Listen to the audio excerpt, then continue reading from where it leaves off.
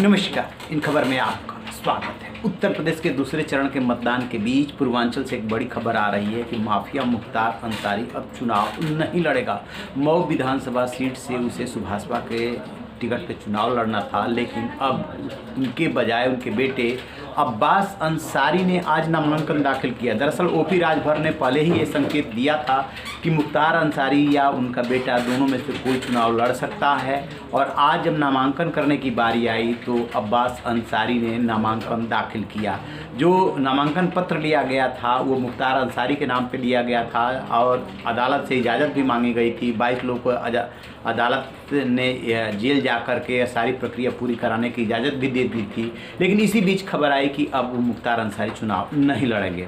अब्बास अंसारी का कितना राजनीतिक अनुभव है और क्या वहाँ पे वो गुल खिला सकते हैं, तो आपको बता दें कि मऊ सदर के अलावा घोसी विधानसभा सीट से पिछली बार वो चुनाव लड़े थे और मऊ से जो है उनके पिता मुख्तार अंसारी लड़े थे। मुख्तार अंसारी तो चुनाव जीत गए थे, लेकिन अब्बास अंसारी फागू चौहान से चुनाव हार गए थे। यानी कि वो पहले चुनाव लड़ चुके हैं, उन्हें राजनीतिक अनुभव है, बेशक अभी कम है पिता के मुकाबले।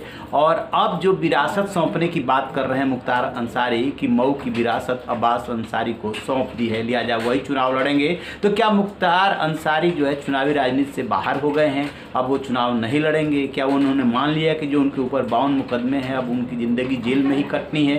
क्योंकि आपको बता दें कि बीजेपी ने एक बहुत बड़ा दाव चला था ये मान करके कि मुख्तार अंसारी चुनाव लड़ेंगे। मन्ना सिंह जो 2009 में मुख्तार अंसारी ने जिनको मरवा दिया था, बहुत बड़े ठेकेदार थे वो, उनके भाई अशोक सिंह को 2 दिन पहले टिकट दिया था और अशोक सिंह ने दहाड़ा था कि इस बार माफिया को हम विधानसभा नहीं पहुंचने देंगे।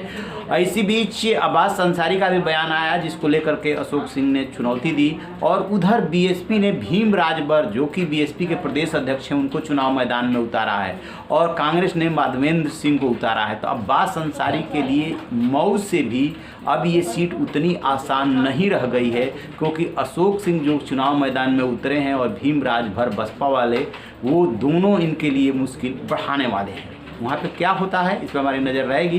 रहिए ना बेखबर, देखते रहिए इन खबर। Thank you.